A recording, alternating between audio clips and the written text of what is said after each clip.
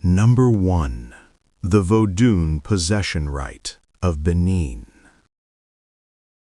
Deep in the forested heartlands of West Africa, where the Niger River carves ancient paths through red earth and sacred groves echo with the whispers of ancestors, a ritual endures that defies the logic of neuroscience and physiology. Known among initiates as the Dance of the Loa's Vessel, this Vodun ceremony, often mischaracterized in Western media as mere voodoo possession, has long been observed to induce transformations so profound they challenge our understanding of identity, consciousness, and even biological function. Unlike theatrical depictions or superficial anthropological summaries, those who have documented the rite up close describe a sequence of precisely timed drum rhythms, herbal inhalants, and invocations that culminate in a state where the initiate's posture, voice, gait, and even ocular reflexes shift to match those of a specific spirit entity, sometimes one believed to have lived centuries prior. More startling are the documented cases where initiates, previously monolingual in Fon or Yoruba, suddenly speak fluent French, Portuguese, or archaic dialects with grammatical structures no longer in use. Medical researchers who have monitored participants report abrupt changes in heart rate variability, pupil dilation inconsistent with ambient light, and skin conductance levels that spike not in response to fear, but to what observers describe as recognition. Skeptics argue these are dissociative states or culturally sanctioned role-playing, yet such explanations falter when confronted with physical evidence. Initiates have been recorded regurgitating substances never ingested, ashes, river clay, even small bones while in trance. Perhaps most unnerving are the after effects. Individuals who, upon returning to baseline consciousness, retain no memory of the event, but exhibit new skills, carving intricate symbols they've never seen, diagnosing illnesses with uncanny accuracy, or recalling historical battles with the precision of a primary source. The Beninese government, wary of both exploitation and misrepresentation, restricts access to these ceremonies, allowing only trusted ethnographers and spiritual elders to witness the full sequence. Yet leaked field notes from a 1978 Belgian anthropologist, later declared missing near Ouida, describe a variant of the rite in which the initiate's fingerprints reportedly changed during the trance, a claim dismissed as delusion until a 2015 forensic re-examination of his recovered film reels revealed latent ridge anomalies on developed negatives. If true, such a phenomenon would suggest that consciousness, when sufficiently reconfigured, might exert direct influence over somatic structure, rewriting the body from the inside out.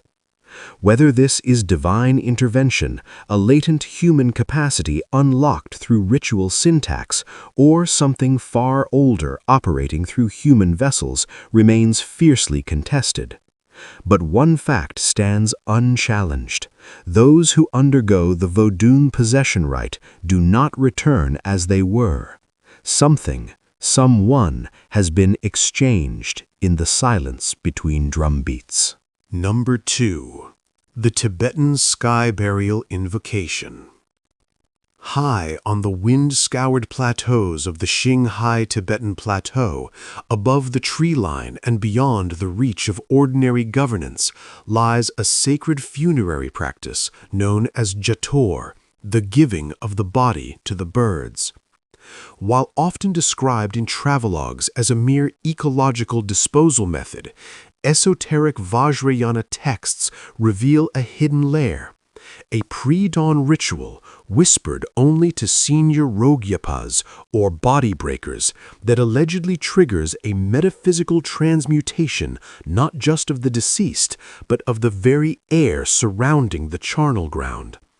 According to fragmented Terma scrolls recovered from the Nyingma lineage, this invocation, performed with 9 specific hand mudras, a sequence of throat chanting in a dead dialect of Zhangzhung, and the placement of juniper ash in the shape of a double vajra, does not merely summon vultures. It is said to temporarily thin the veil between bardo states, allowing residual consciousness to imprint onto the scavengers that consume the flesh. Witnesses, including a now declassified 1963 CIA observer embedded with a Kampa resistance cell, reported that after the ritual, vultures circling the site would land with unnatural synchronicity, their eyes reflecting not avian instinct, but something eerily self-aware. More disturbingly, multiple accounts from nearby monasteries describe monks who, days after attending a sky burial where the full invocation was used, began experiencing vivid waking visions of the deceased's final moments, down to sensory details only the dead could know.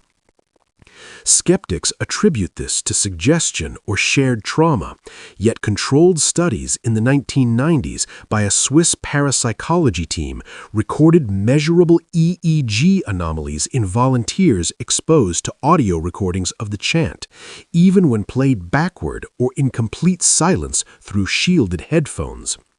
The most controversial claim, however, concerns the physical remains.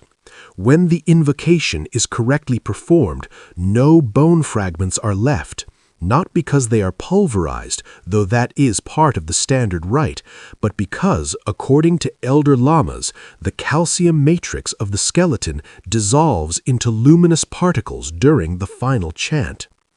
Satellite thermal imaging from a 2008 environmental survey accidentally captured one such event, a sudden localized drop in infrared signature over a known sky burial site at precisely 4:17 a.m., coinciding with the traditional hour of dissolution. The data showed a cold spot so intense it defied atmospheric explanation, lasting exactly 11 minutes, the same duration specified in the terma for the soul's final unwinding. Whether this represents a psycho-spiritual phenomenon or an as-yet undiscovered bioenergetic process remains obscured by both geopolitical isolation and the deliberate secrecy of Tibetan Buddhist orders. But those who have stood on those desolate ridges at dawn, watching the sky darken with wings that move like a single mind, rarely speak of it again with a tremor in their voice. Number 3. The Eleusinian Mysteries, Kikion Elixir. For over 2,000 years, from the dawn of Athenian democracy to the twilight of the Roman Empire, a secret rite held sway over the minds of the Mediterranean elite. Philosophers, statesmen, and emperors, from Plato to Marcus Aurelius, journeyed to the sanctuary of Eleusis, just west of Athens, to undergo the mysteries, a 2-stage initiation culminating in a single night within the Telesterion, the great hall of visions. At the heart of this experience was a barley and mint beverage called kikion, ritually consumed after days of fasting, purification, and symbolic reenactments of Demeter's grief. Public accounts remain deliberately vague, but private testimonies, like the fragmented letter of Cicero, who wrote that the rite revealed the true nature of life and death, suggest the kikion induced an experience so transformative it permanently altered participants' perception of mortality. For centuries, scholars assumed the effects were purely psychological, rooted in suggestion and theatrical staging. Then, in the 1970s, ethnomycologist R. Gordon Wasson proposed a radical theory that the kikion contained ergot, a fungus that grows on rye and barley and produces alkaloids chemically similar to LSD. Ergotism, known as St. Anthony's fire, typically causes convulsions and gangrene, but under controlled microdosing, as practiced by indigenous Amazonian shamans with ayahuasca, it can induce profound visionary states. Archaeobotanical analysis of residue in Eleusinian vessels later confirmed the presence of Claviceps purpurea, the ergot fungus, while toxicologists demonstrated that the ancient Greeks' preparation method, soaking barley in mint-infused water under alkaline conditions, would have neutralized deadly toxins while preserving psychoactive lysergic acid derivatives. What makes the Eleusinian experience uniquely unsettling, however, is not merely its pharmacological basis, but the consistency of its reported after-effects. Initiates consistently described encountering a radiant female entity who showed them the pattern behind all suffering, after which they returned to civic life free of fear, particularly fear of death. Plutarch wrote that those who underwent the mysteries no longer tremble at the gates of Hades, but walk with serene eyes. Modern clinical trials with psilocybin show similar outcomes. A single high-dose session can produce lasting reductions in death anxiety. But at Eleusis, the transformation was not just personal, it was civic. The mysteries were believed to bind society together through shared transcendence, creating a class of leaders who governed without the distortions of existential dread. When Emperor Theodosius banned the rites in 392 CE, calling them abominations against God, he may have done more than suppress a pagan cult. He may have severed Western civilization from a ritual technology capable of dissolving the ego's grip on mortality. The true horror lies not in what the Kikion revealed, but in how thoroughly that knowledge was erased, and how desperately modern psychology now scrambles to rediscover it through synthetic analogues, unaware that the formula was never lost, only forbidden. Number 4. The Ghost Dance of Wovoka. In the bitter winter of 1889, a Paiute prophet named Wovoka, also known as Jack Wilson, fell into a trance during a solar eclipse on the banks of the Walker River in Nevada. When he awoke, he claimed the Creator had shown him a new world, one where buffalo roamed freely, ancestors walked again, and white settlers vanished like mist. To bring this vision into reality, Wovoka taught a ritual, the ghost dance, that would, through synchronized movement, sacred song, and unwavering faith, cause the earth to roll up like a carpet, purging it of invaders and resurrecting the dead. What began as a spiritual revival among the Great Basin tribes rapidly spread across the plains, adopted by Lakota, Arapaho, and Cheyenne communities, crushed by reservation life, starvation, and cultural erasure. But the ghost dance was more than prayer. It was a precise choreography of hope, performed in concentric circles with participants wearing special ghost shirts believed to be impervious to bullets. Eyewitness accounts from both native and white observers describe participants entering dissociative states so deep they collapsed, spoke in tongues, or claimed to see the promised land hovering in the sky.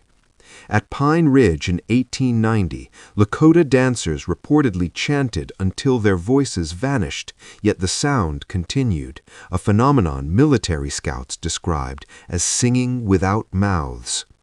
The U.S. government, terrified by the movement's unifying power and its explicit promise of white disappearance, branded it seditious. This fear culminated in the massacre at Wounded Knee, where over 250 Lakota, many still wearing ghost shirts, were slaughtered by the 7th Cavalry.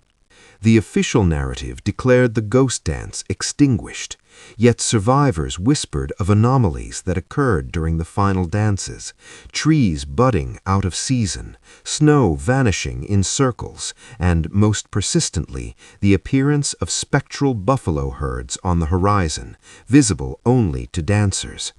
Modern ethnobotanists have speculated that participants may have consumed hallucinogenic plants like datura or peyote to intensify the trance, but Lakota elders insist no substances were used, only exhaustion, grief, and collective belief.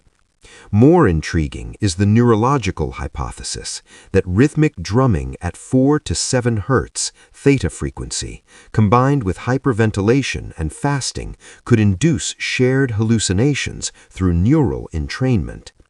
If true, the ghost dance represents not delusion, but a sophisticated, albeit desperate, attempt to hack consensus reality through synchronized consciousness. The tragedy is not that it failed, but that it nearly worked. Army telegrams from December 1890 reported panicked officers reporting mass hysteria spreading faster than cavalry can contain, and one agent wrote that the land itself seems to listen when they dance. When the bullets flew at Wounded Knee, they didn't just kill people, they silenced a frequency.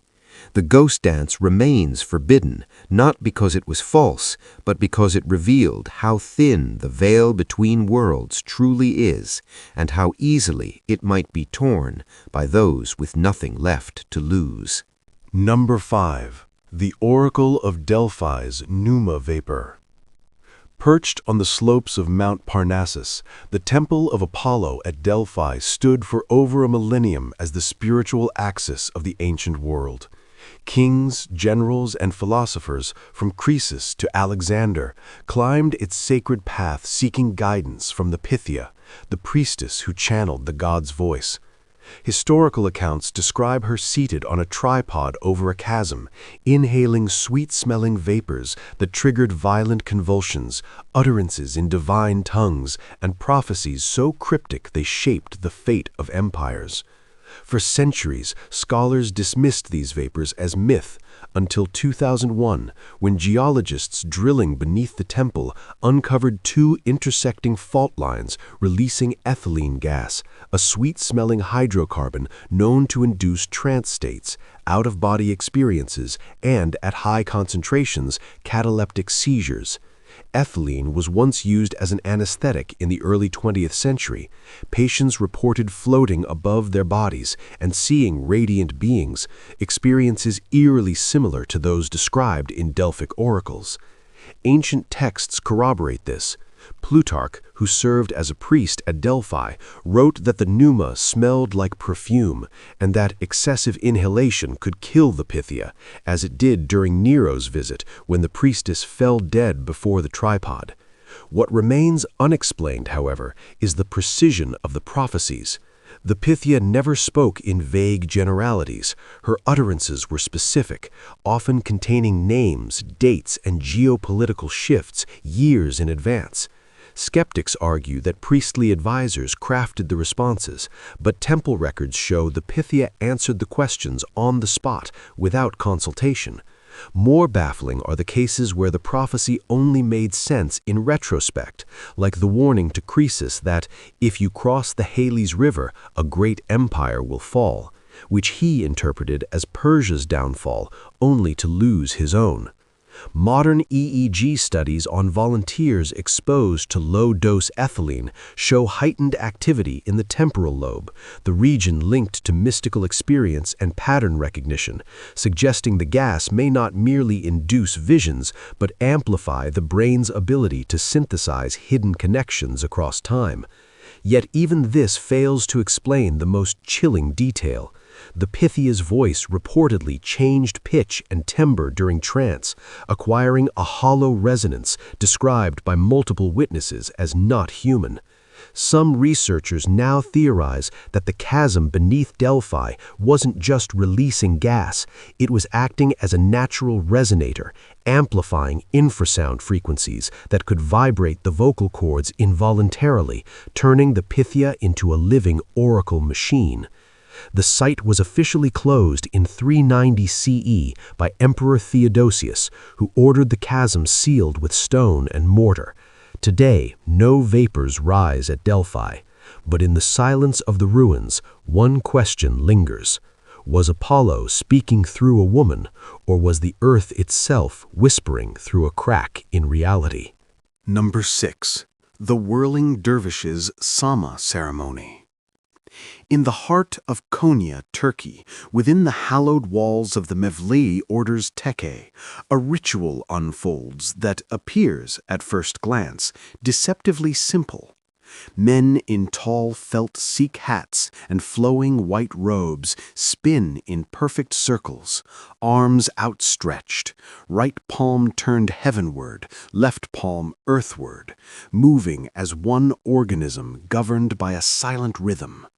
Known as the Sama, the listening, this ceremony, developed by the 13th century mystic Jalaluddin Rumi, is not dance in the artistic sense, but a meticulously codified spiritual technology designed to induce fana, or annihilation of the self, through controlled motion.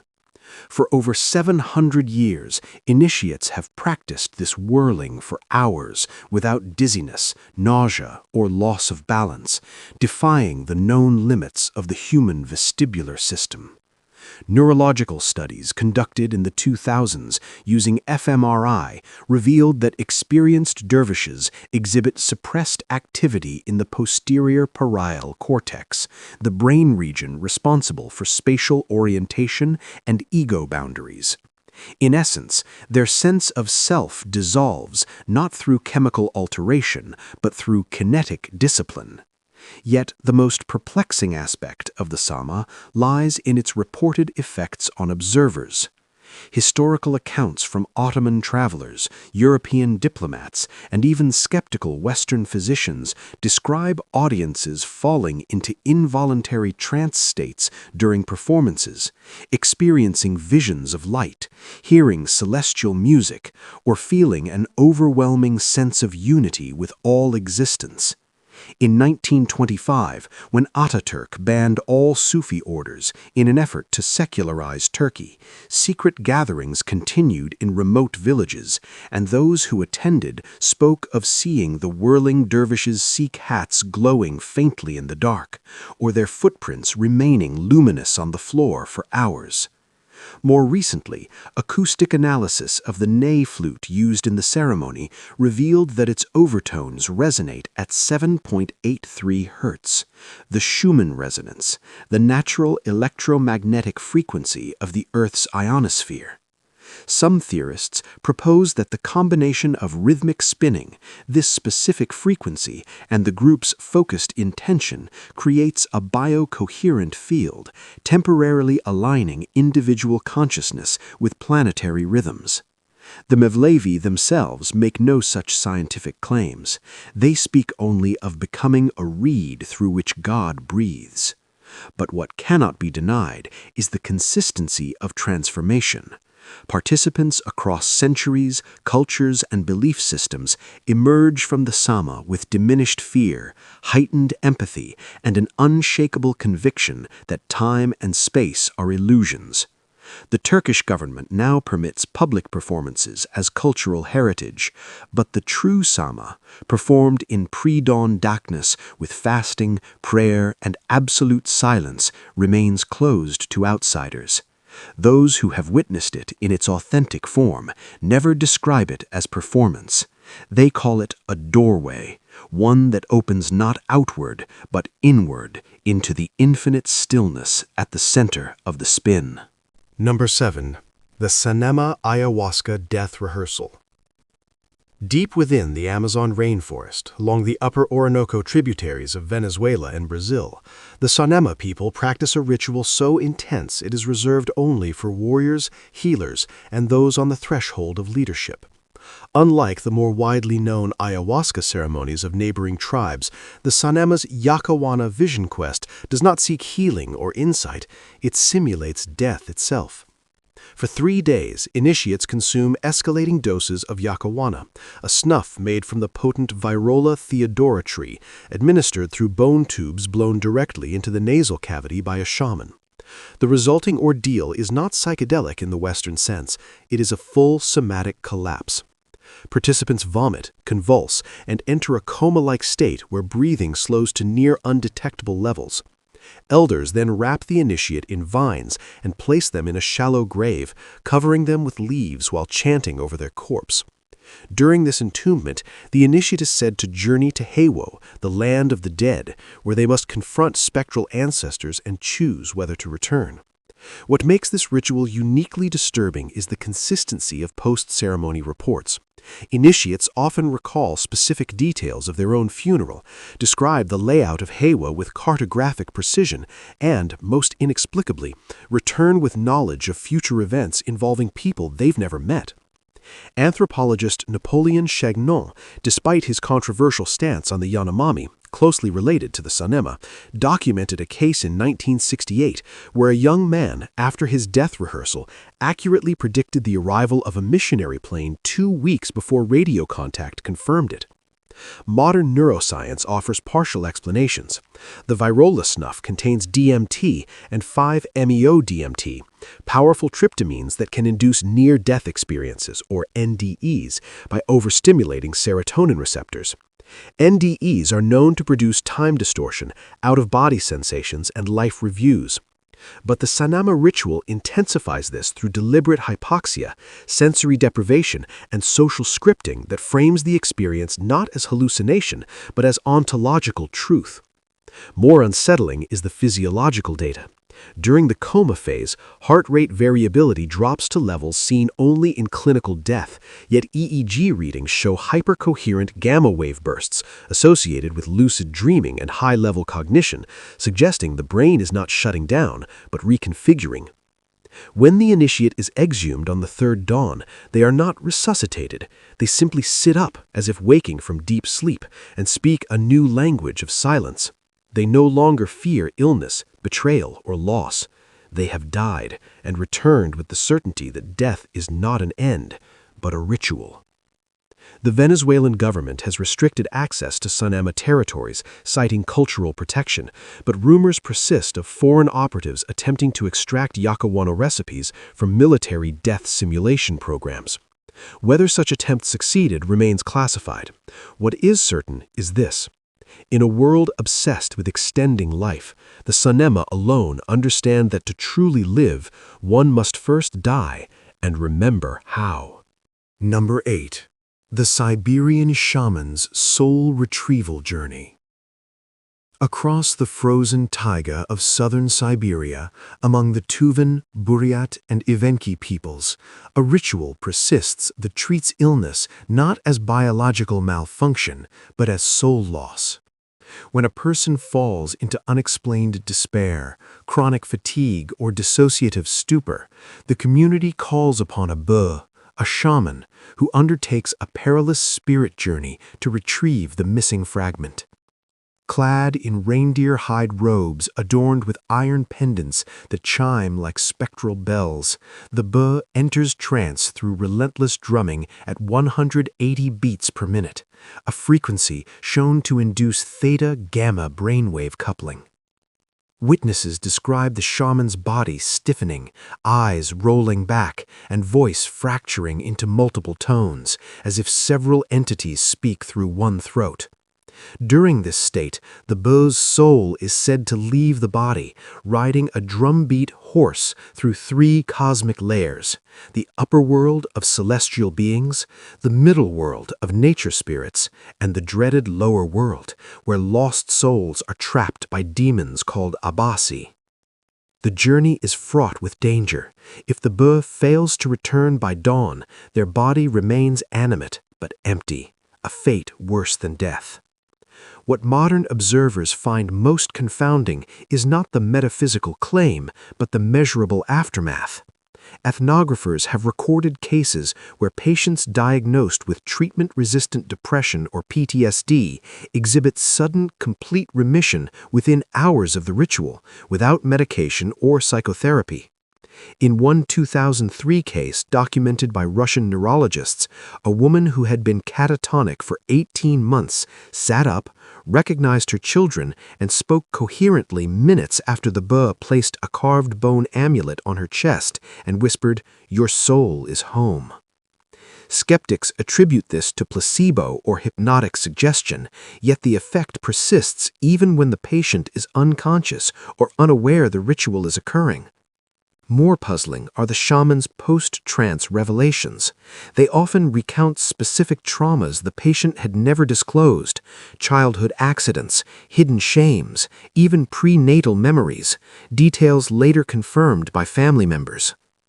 Some researchers propose that the drumming and chanting create a shared biofield, allowing the shaman to access the patient's implicit memory through quantum-like entanglement of intention. Others point to infrasound vibrations from the drum's rawhide surface, known to stimulate the amygdala and hippocampus, potentially unlocking repressed neural pathways. But the Siberian elders reject all mechanistic explanations. To them, the soul is not metaphor, it is a tangible essence that can be torn, stolen, or misplaced, and only another soul, trained in the old ways, can fetch it back.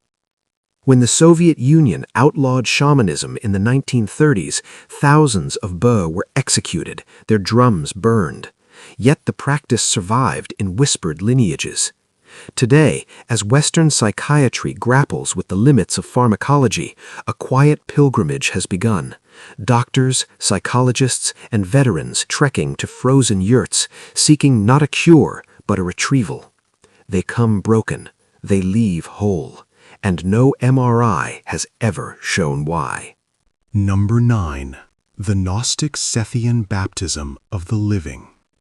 In the catacombs beneath 2nd century Alexandria, a secret sect known as the Sethians practiced a baptism unlike any in Christian orthodoxy, not for the dead, but for the living who sought liberation from the material world.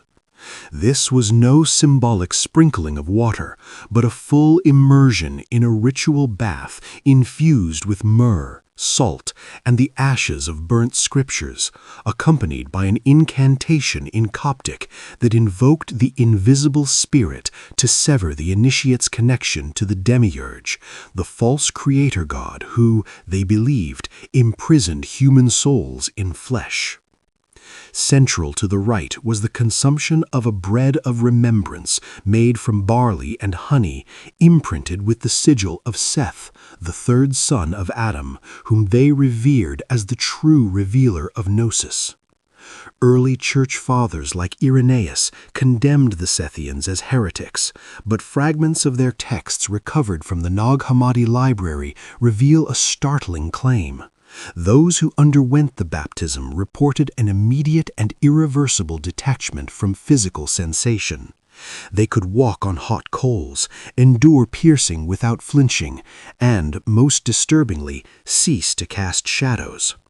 Several Gnostic apocrypha describe initiates becoming luminous, with skin that glowed faintly in darkness and eyes that reflected no light, as if their bodies had become translucent vessels for an inner fire.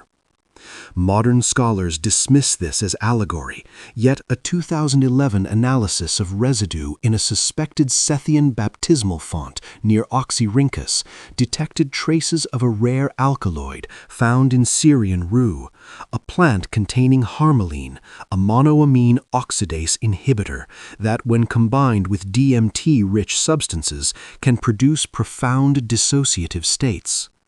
More intriguing is the ritual's emphasis on unbinding the name. During the ceremony, the initiate's birth name was ritually erased and replaced with a secret pneumatic name whispered by the priest. Identity, the Sethians taught, was the demiurge's final chain. Remove the name and the soul slips free. Historical records from Roman Egypt include police reports of nameless men who walked through markets without interacting, ignored pain, and vanished when pursued, descriptions eerily consistent with dissociative fugue states induced by extreme ritual stress. But the true horror lies in the aftermath. Those who completed the baptism never aged. Not in the biological sense, wrinkles and gray hair remained, but in their demeanor, voice, and emotional responses. They became ageless observers, detached from time itself. When Emperor Constantine mandated orthodoxy in 325 CE, Scythian communities were hunted to extinction. Their baptismal fonts were smashed, their texts burned. Yet echoes of the rite survive in Mandaism and certain Sufi lineages, where dying before death remains the ultimate goal. The Church called it madness, the Scythians called it freedom, and in the silence between breaths, one wonders which was truly blind. Number 10. The Yucatec Maya's chant to reverse time. In the steam-drenched jungles of the Yucatan Peninsula, long before the arrival of conquistadors, the Maya priesthood guarded a ritual so potent it was performed only once per generation and never recorded in glyphs.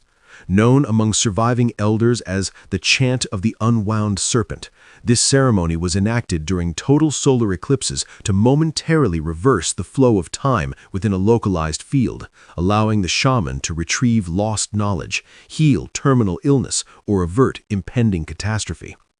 Conducted atop a pyramid aligned with the Pleiades, the rite required 9 priests standing at cardinal points, each blowing conch shells tuned to harmonic frequencies matching Earth's Schumann resonance. At the climax, the high priest, an Ahiki, or day keeper, would consume a paste of fermented cacao, psilocybin mushrooms, and the venom of the fer-de-lance snake, then intone a 13-syllable phrase in Proto-Mayan so ancient its meaning was forgotten even in classic times. Spanish friars who witnessed a clandestine performance in 1562 described the air above the pyramid rippling like water, trees briefly flowering out of season, and a dying elder rising to walk before collapsing again, now healed. Modern archaeoacoustics has revealed that certain Maya temples, like those at Chichen Itza, produce echo patterns that mimic the call of the quetzal bird when clapped, a sound revered as the voice of Quetzalcoatl. But deeper analysis shows these structures also generate standing waves at 12.8 Hz, a frequency linked to altered time perception in lab settings. More compelling is the testimony of Dr. Ana Mendez, a Mexican ethnobotanist who in 1987 was permitted to observe a partial reenactment by a clandestine Maya lineage. She reported that during the chant, her wristwatch stopped for 17 minutes, her digital recorder captured reversed audio playback without malfunction, and a wilted orchid placed at the pyramid's apex briefly revived, its petals reattaching to the stem. Skeptics cite temporal lobe epilepsy or mass hysteria, but Mendez's equipment was later verified as undamaged, and the orchid's cellular structure showed no signs of artificial manipulation. The most unsettling detail, however, comes from declassified CIA files. During the Cold War, a joint U.S.-Mexican operation, codenamed Project Itzamna, attempted to replicate the chant using synthesized frequencies and psychoactive compounds.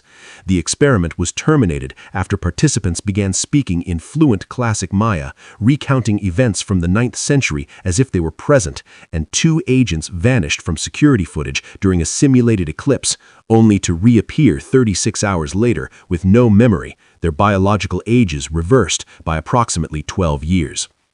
The Maya say the chant works not by altering time, but by revealing its true nature, not a river, but a spiral that can be stepped out of if one knows the name of the knot. The Spanish burned the codices, the church silenced the priests, but in the jungle, when the moon swallows the sun, some say the serpent still unwinds, and for a breath, the past becomes possible again.